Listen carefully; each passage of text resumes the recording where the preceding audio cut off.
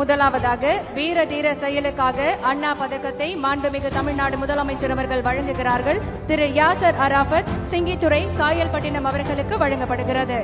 The Anna Medal for Gallantry is awarded to Thiru Yasser Arafat. சரி, என் பேர் Yasar Arafat sir. நான் தூத்துக்குடி மாவட்டம் காயல்பட்டினம் ஊர்ல இருந்து வர்றேன். சரிங்களா, காயல்பட்டினம்ங்கிறது பாத்தீங்க அப்படின்னு சொன்னா, காயல்பட்டினங்கிற எங்க ஊரு, அந்த ஊருக்கு இன்னொரு பேரு இருக்குது. ஐயா கலைஞர் அவர்கள் வச்ச பேரு கலைஞர் பட்டணம் சொல்லி தான் நாங்க எல்லாருமே சொல்லுவோம். அந்த ஊர்ல இருந்து இன்னைக்கு இந்த இடத்துக்கு நான் வந்திருக்கேன். அதனால தமிழ்நாடு அரசுக்கு என்னுடைய நன்றியை தெரிவிச்சுக்கிறேன். இந்த அவார்டு கொடுத்ததை நான் ரொம்ப பெருமையா ஏத்துக்கிறேன். ஏன்னா முதலமைச்சர் அவர்கள் பக்கத்துல கையால இந்த அவார்டை வாங்குறது ஒரு மிகப்பெரிய ஒரு பாக்கியம் சொல்லுவாங்க. அந்த பாக்கியத்தை எல்லாம் உள்ள இறைவன் எனக்கு தந்திருக்கிறான். இந்த இதை என்னுடைய கூட பணியாற்றிய என்னுடைய சகோதரர்களோட சப்போர்ட் இல்லாம இந்த அவார்டை நான் வாங்கியிருக்க முடியாது. அதே வேளையில பாத்தீங்கன்னா அந்த சகோதரர்களுக்கும் நான் நன்றி சொல்லிக்கிறேன். எங்களை இந்த விஷயத்துக்காக ஊக்கப்படுத்தி உற்சாகப்படுத்தி உதவிகள் நிறைய செஞ்ச மீன்வளத்துறையில இருக்கக்கூடிய அதிகாரிகளுக்கும் அங்க இருந்த காவல்துறை அதிகாரிகளுக்கும் நான் இதை சமர்ப்பிக்கிறேன். இதை ஊடக வாயில பாத்தீங்க அப்படின்னா இன்னைக்கு இவ்வளவு பேர் கேக்குறீங்க.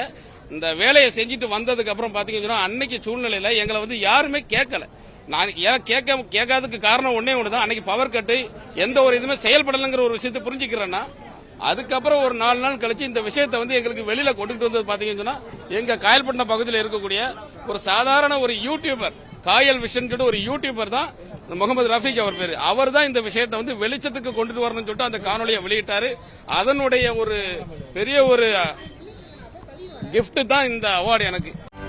செய்திகளை உடனுக்குடனும் துல்லியமாகவும் தெரிந்து கொள்ள சப்ஸ்கிரைப் பண்ணுங்க.